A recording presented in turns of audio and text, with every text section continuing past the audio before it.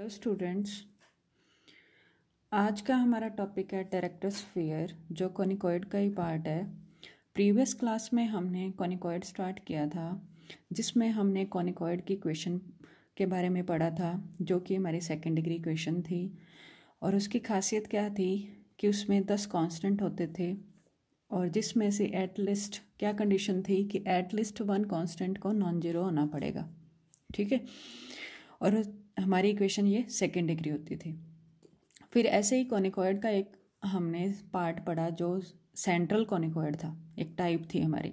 ठीक है, सेंट्रल कोनिकॉइड की जो डेफिनेशन हमारी नाम से क्लियर थी, जैसा कि मैंने बताया था कि जिसकी सारी की सारी कोर्ड्स ओरिजिन पे इंटरसेक्ट हो जाए उसको हम सेंट्रल कोनिकॉइड कहते थे। इसकी इक्वेशन के बारे में हमने पढ़ा, जो कि ax² + by² + cz² = 1 होती थी। ठीक है, ये मेरी जनरल इक्वेशन ऑफ सेंट्रल कोनिकॉइड थी, जिस पे हम सारा काम कर रहे थे।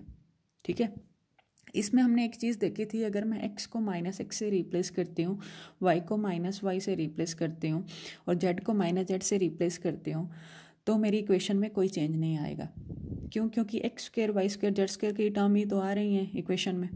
ठीक है, दूसरी बात, डेफिनेशन में जो हम ओरिजिन की बात कर रहे हैं, वो कोनिकॉइड ओरिजिन था, वो मेरा सेंटर कोनिकॉइड का था। ठीक है, फिर उसके बाद हमने टेंजेंट प्लेन के बारे में पढ़ा। ठीक है, उसकी इक्वेशन निकाली, उसका एक आर्टिकल किया था इक्वेशन निकालने का, इक्वेशन ऑफ टेंजेंट प्लेन। जैसे हमने कॉनिक का टेंजेंट प्लेन बनाया, वैसे ही हमारा कोनिकॉइड का टेंजेंट प्लेन था। ठीक है, वहाँ हम ax² + by² + 2hxy प्लस ऐसे ही रीड आउट किया था ना, इसको हम axx लिख लेते थे, फिर by लिख लेते थे। ठीक है, फिर h कॉमन लिया, xy + xy लिख लिया। ठीक है, ऐसे ही करते थे, एक x को रिप्लेस कर देते थे x1 के साथ। ठीक है, y को रिप्लेस कर देते y1 के साथ, h एक बार y1 एक बार x1। ठीक है, ऐसे ही सेंट्रल कोनिकॉइड की बात है। सेंट्रल कोनिकॉइड की इक्वेशन हमें पता है क्या थी, ax² by² + cz² = 1।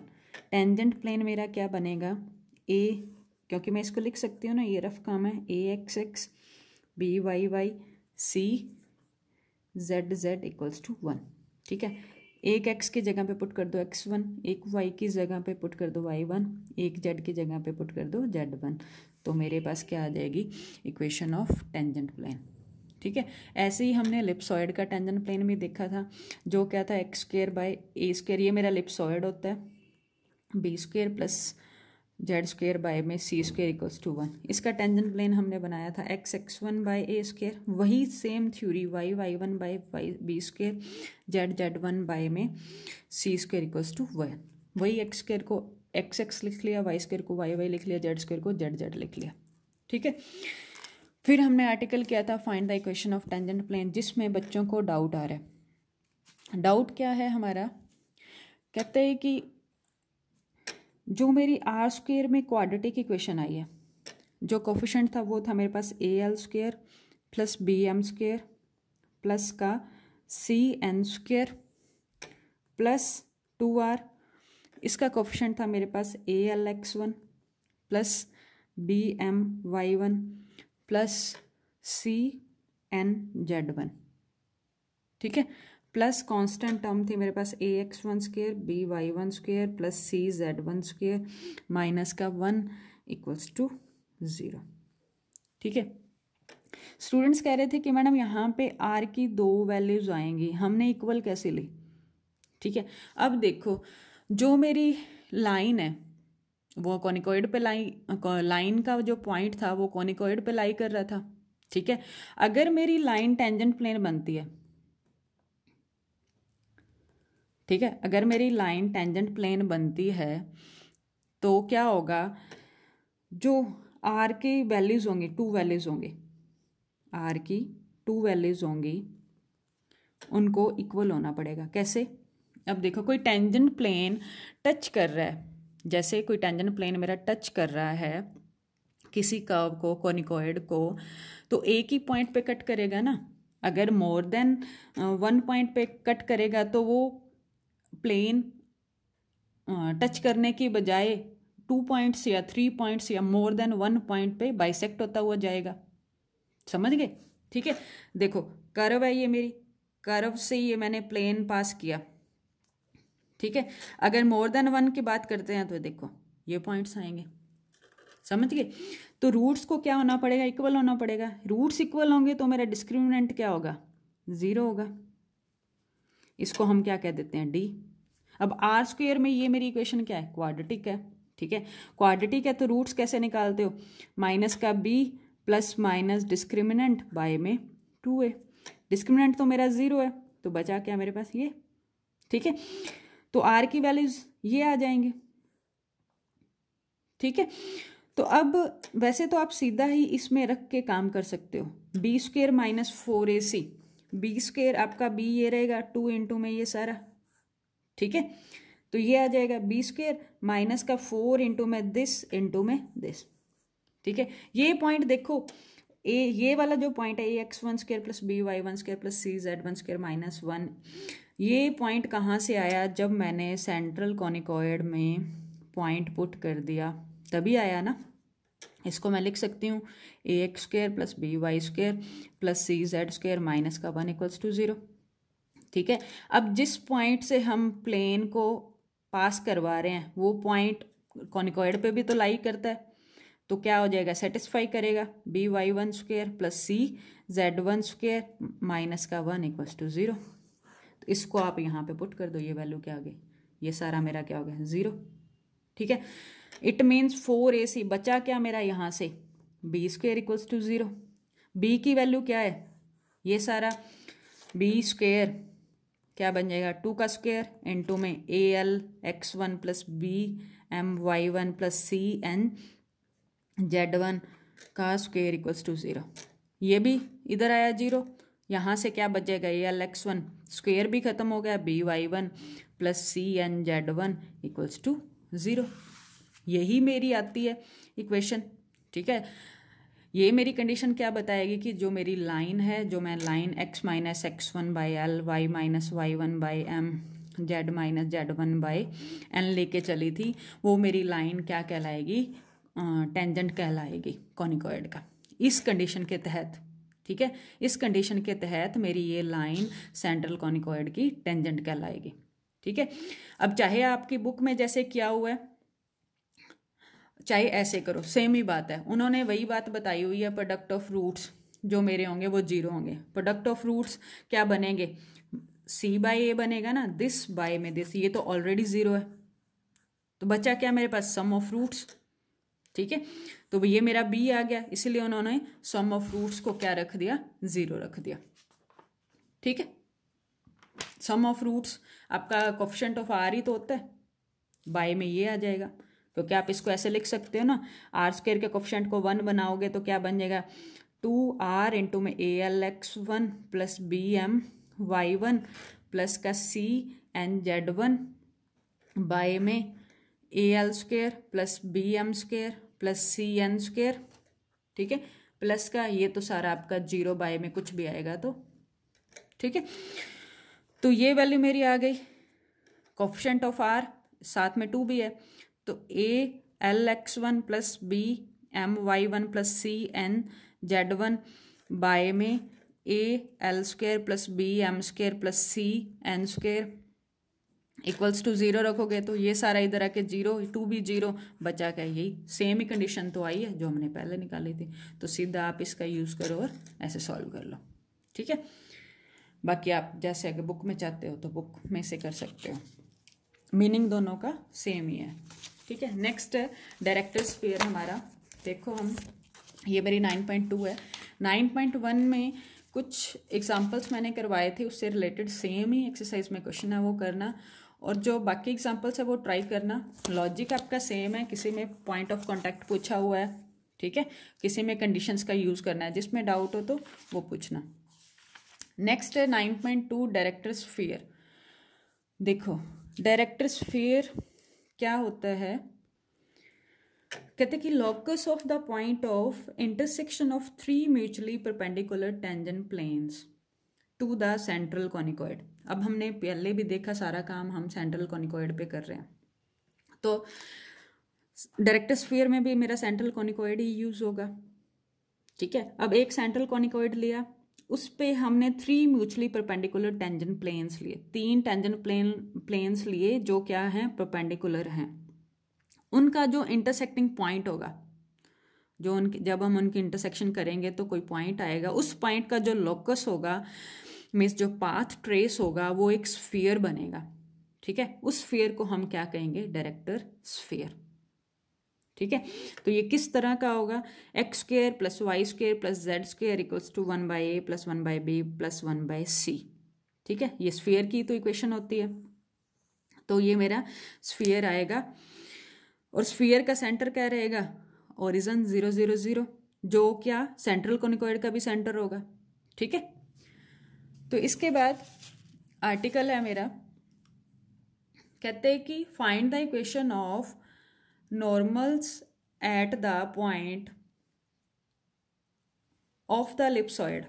एलिप्सॉइड की इक्वेशन ये सारी आपको, hyperboloid, ellipsoid, cone, hyperboloid of 1 sheet 2 sheets, ये सारी इक्वेशंस आपको याद रखनी है।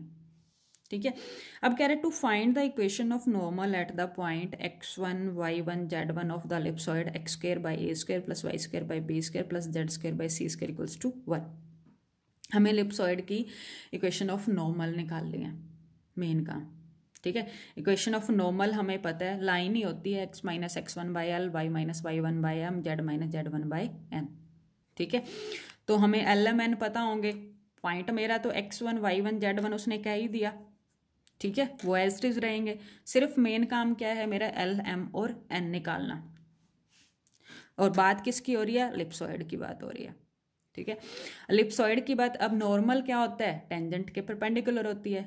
कोई कर्व है, कर्व पे ये मैंने टेंजेंट प्लेन ड्रॉ किया, ठीक है, समझाने के लिए, तो ये मैंने नॉर्मल, ये मेरी क्या है, नॉर्मल ड्रॉ कर दी, जो क्या है, परपेंडिकुलर है। ठीक है, तो टेंजेंट प्लेन की इक्वेशन हम एलिप्सॉइड के बना सकते हैं।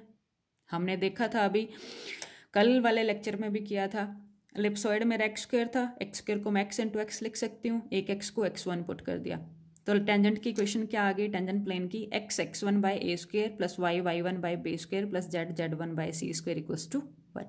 ठीक है, तो अब इस टेंजेंट प्लेन की तो डायरेक्शन को साइन मैं फाइंड आउट कर सकती हूँ, किसके प्रोपोर्शनल होंगे ये मेरे डायरेक्शन को साइन, x का कोफिशिएंट क्या है, x1 बाई ए स्क्वायर, ये यही फॉर्म हो गई ना, l x plus m y plus n z equals to p या डी, जो भी लेते हो आप।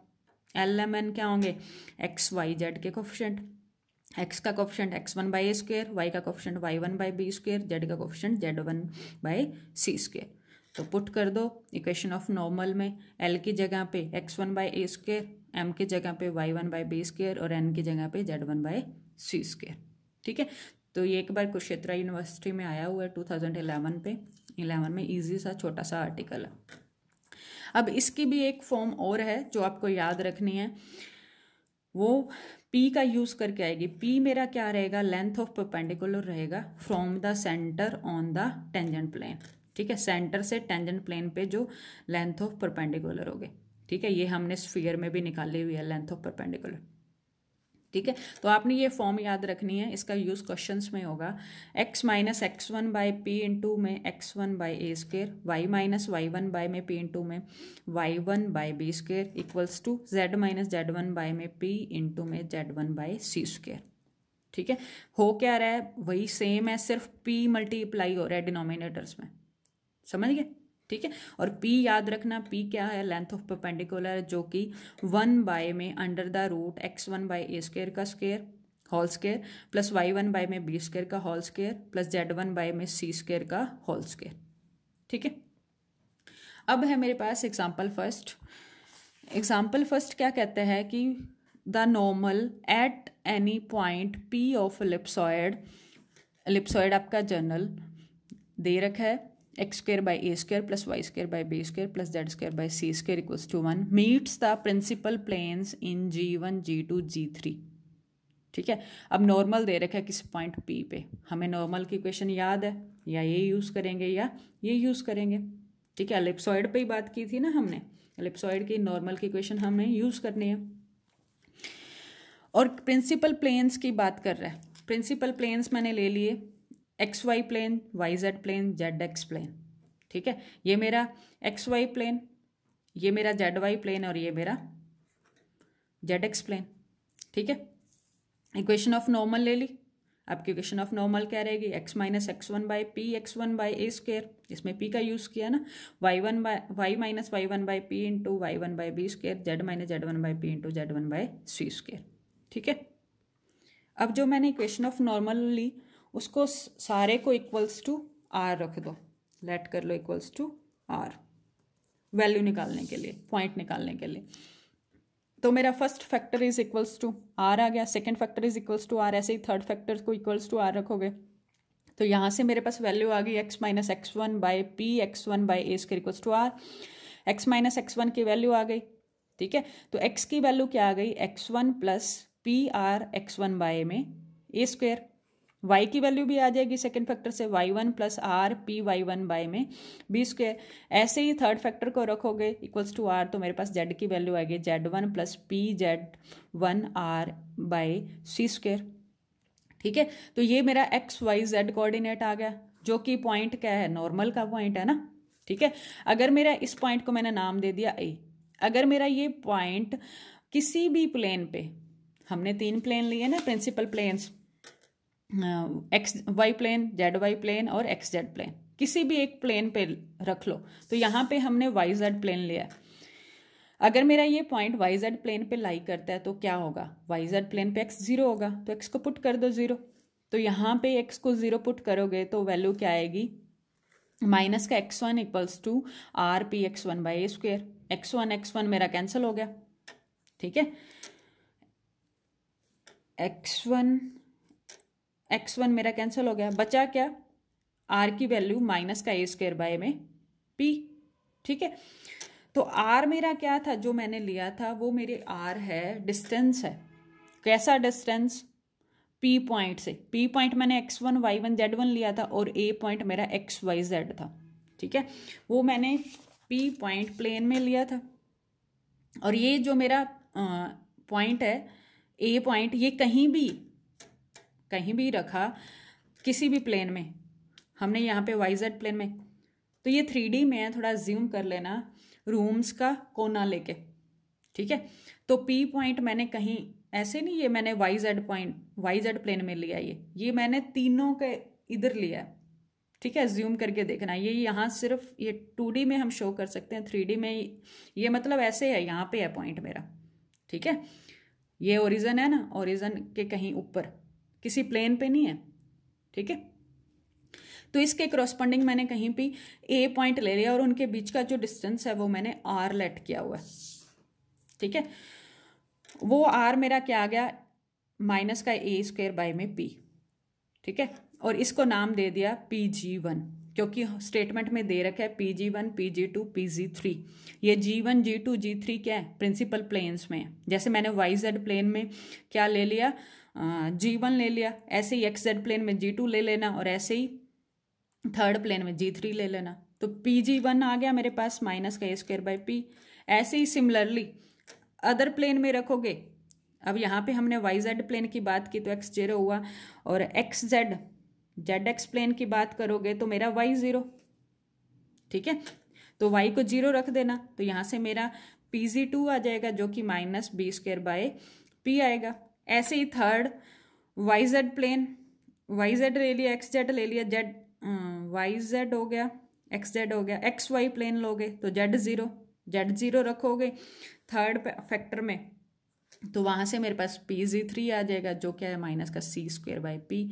और स्टेटमेंट में फर्स्ट पार्ट में कहता है कि इन तीनों की रेशो निकालनी है, तीनों को रेशो में रख दिया, माइनस कैंसिल आउट हो जाएगा, पी भी कैंसिल आउट हो जाएगा, आंसर क्या रहेगा, A square ratio B square ratio C square, यही प्रूव करना था।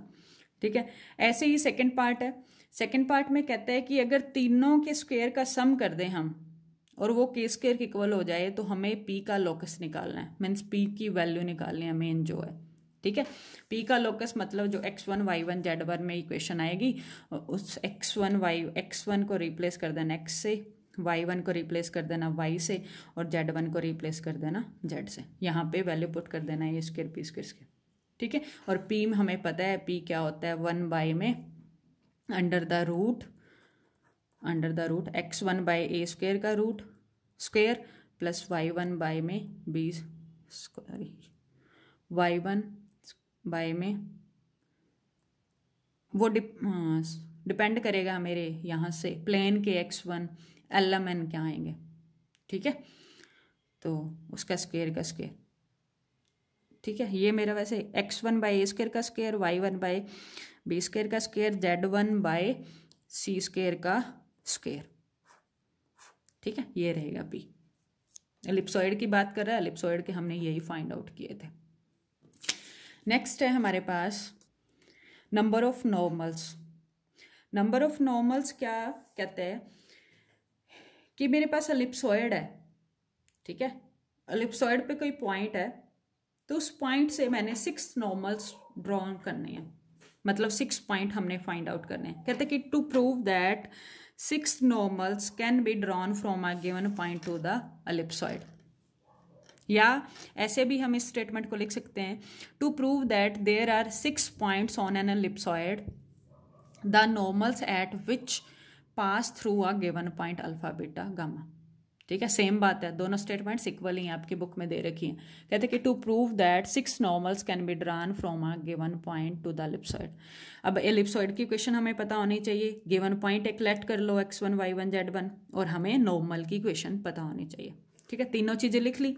पहले हमने एलिप्सॉइड की इक्वेशन लिखी x square by A square plus Y square by B square plus z square by C square equals to 1, ठीक है। नॉर्मल जिस पॉइंट से नॉर्मल लेनी है वो भी हमने ले लिया है x1 y1 z1, ठीक है। और नॉर्मल की इक्वेशन भी ले ली x minus x1 by A square, y minus y1 by y1 by B square, z minus z1 by C square, ठीक है।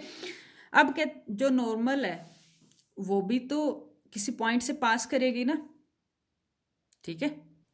जो मेरी अदर स्टेटमेंट है उस स्टेटमेंट में उसने क्या रखा है, स्टेटमेंट में गिवन ही है, कहता है कि जो नॉर्मल है वो पास करती है अल्फा बीटा गामा से, ठीक है। अल्फा बीटा गामा से पास करती है तो हम नॉर्मल की इक्वेशन को पास करवा देंगे। पास कराने का मतलब x की जगह अल्फा पुट कर देंगे, y की जगह पे बीटा और z की जगह पे गामा।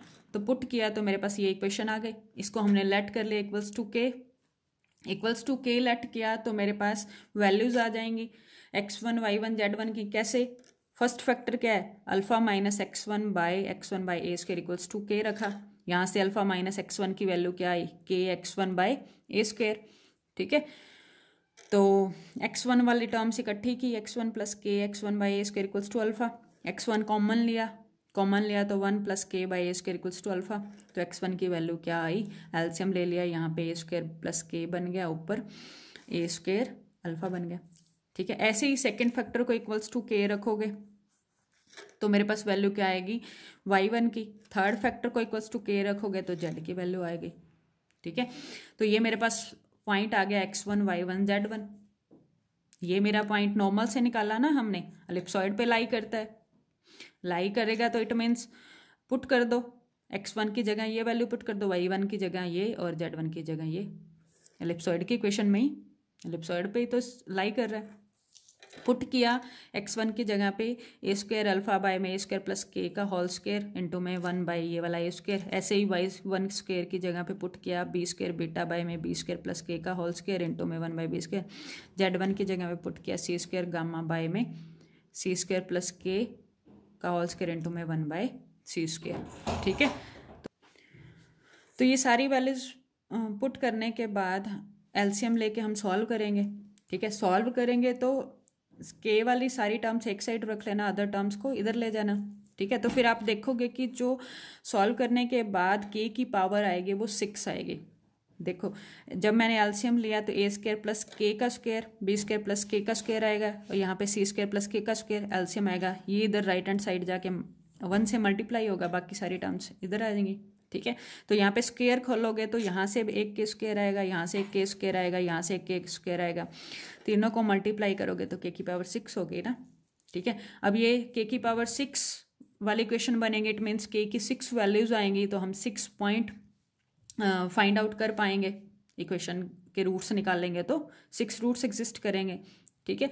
तो के की वो सारी वैल्यूज को हम पुट करेंगे यहाँ पे 1 by 1 x1 y1 z1, तो हमें 6 पॉइंट्स मिल जाएंगे जहाँ से हम 6 नॉर्मल्स ड्रॉ कर सकते हैं। ठीक है। अब है हमारे पास नेक्स्ट आर्टिकल 9.15 क्या कहता है, quadratic cone through 6 concurrent normals means prove that 6 normals from a point to an ellipsoid lie on a curve of second degree. हमने क्या करना है, जो 6 नॉर्मल्स हैं वो शो करना है कि वो सेकेंड डिग्री पे लाई करती हैं, सेकेंड डिग्री की जो कर्व है उस पर लाई करेंगे ही करेंगे। ठीक है। सेकेंड डिग्री की कर्व कैसी होगी, या तो एक्स स्क्वायर में एक्स में क्वाड्रेटिक होगी, या वाई में, या जेड में, या तीनों में भी हो सकती है, या एक्स वाई वाली टर्म्स आ सकती हैं, वाई जेड वाली, ये भी तो सेकेंड डिग्री होगी ना, 1 and 2 1 1 और 1 2, इसका भी वाई जेड में भी 2 डिग्री बन जाएगी, जेड एक्स में भी 2 डिग्री बन जाएगी। ठीक है। तो अब इसका प्रूफ करना है। प्रूफ के लिए हमें सेकेंड डिग्री कर्व चाहिए, बनानी है, हमें चाहिए क्या, एलिप्सॉइड। एलिप्सॉइड की इक्वेशन लिख ली, नॉर्मल चाहिए किसी पॉइंट पे, पॉइंट भी ले लिया। ठीक है। उस पॉइंट पे हमने नॉर्मल की इक्वेशन भी लिख ली। नॉर्मल की इक्वेशन यही रहेगी, x minus x1 by x1 by A square, y minus y1 by y1 by B square, z minus z1 by C square. ठीक है। अब हमें पता है जो अल्फा बीटा हमने प्रीवियस आर्टिकल में देखा था कि जो अल्फा बीटा गामा है वहाँ से मेरी नॉर्मल पास करती है, नॉर्मल पास करती है तो पास करा दिया, एक्स की जगह पे अल्फा पुट कर दिया, वाई की जगह पे बीटा पुट कर दिया, और जेड की जगह पे गामा पुट कर दिया। First factor alpha minus x1 by A square को इक्वल्स टू के रख दिया जो हमने लेट किया। ऐसे ही second factor B minus y1 by B square को इक्वल्स टू के रखा, थर्ड फैक्टर को इक्वल्स टू के रखेंगे। फर्स्ट फैक्टर सॉल्व किया, alpha minus x1 equals to K x1 by A square हो जाएगा। ठीक है। ये इधर आके मल्टीप्लाई हुआ ना, यहाँ से अल्फा की वैल्यू क्या आई, x1 कॉमन लिया, ए स्क्वायर प्लस के बाई में ए स्क्वायर। ठीक है। तो ए स्क्वायर प्लस के की वैल्यू निकाल सकती हूँ यहाँ से, ए इधर जाएगा, ए स्क्वायर अल्फा बाई में x1। ठीक है।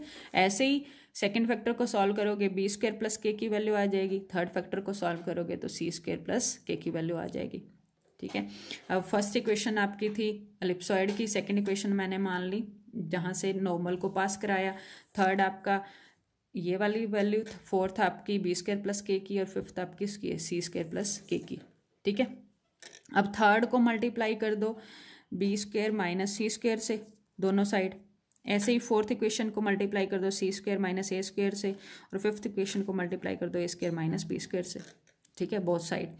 अब देखो यहाँ पे ए स्क्वायर वाले टर्म्स हैं, बी और सी की नहीं है तो मैंने बी और सी वाले टर्म से मल्टीप्लाई किया। यहाँ पे बी वाले टर्म्स हैं, सी और ए की नहीं है तो मैंने सी और ए वाले टर्म से मल्टीप्लाई किया, और यहाँ पे सी स्क्वायर वाली टर्म्स हैं, ए स्क्वायर और बी स्क्वायर वाली से मल्टीप्लाई किया। ठीक है। मल्टीप्लाई करके ऐड कर दो, इधर भी मल्टीप्लाई करो और इधर भी मल्टीप्लाई किया, A square plus K into में B square minus C square, ऐसे ही बी स्क्वायर प्लस के को C square minus A square से मल्टीप्लाई किया, ऐड किया, C square plus K into में ए square minus B square. Right hand side मेरा आ जाएगा A square alpha by x1 into B square minus C, ऐसे ही बी स्क्वायर बीटा बाई में y1 into C square minus A square, और next आ जाएगा C square alpha by z1 into में ए स्क्वायर माइनस बी स्क्वायर।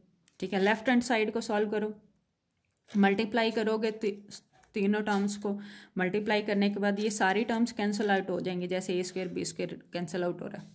ठीक है। ऐसे ही सारी टर्म्स कैंसिल आउट हो जाएंगे, लेफ्ट हैंड साइड तो मेरी बनेगी 0, राइट हैंड साइड बच जाएगी। ठीक है। राइट हैंड साइड सॉल्व करना, वो x1 y1 और z1 में आएगी। ठीक है। x1 y1 z1 में आएगी। x1 एलसीएम लेके सॉल्व करोगे तो xy yz और zx वाली टर्म्स आएंगे, सेकेंड डिग्री की हैं ये भी। ठीक है। तो वहाँ पे x1 y1 z1 x1 solve करने के बाद एलसीएम लेने के बाद ये वाली टर्म्स आएंगी, इनके कोफिशिएंट्स इकट्ठे कर लेना, और x1 को रिप्लेस कर देना x से, और y1 को रिप्लेस कर देना y1 से, और z1 को रिप्लेस कर देना z से। तो वहाँ जो मेरी इक्वेशन बचेगी वो सेकेंड डिग्री इक्वेशन होगी, जो कि xy yz और zx में होगी। ठीक है। वो सेकंड डिग्री इक्वेशन जो आएगी वो मेरी कौन की इक्वेशन होगी। हमने कौन वाले चैप्टर में कौन की इक्वेशन पढ़ी थी, होमोजेनियस सेकंड इक्वेशन पढ़ी थी, ठीक है। तो ये मेरा आर्टिकल था 9.15। इस पे बेस्ड आगे आपके पास एग्जांपल्स हैं और एक्सरसाइज के क्वेश्चंस हैं, सेम ही एग्जांपल जैसे क्वेश्चंस हैं। तो आपने ये क्वेश्चन आप ट्राई करने हैं, और जो आर्टिकल करवाए हैं वो आर्टिकल आपके इम्पोर्टेंट है। कोई डाउट हो तो मुझे सेंड करना।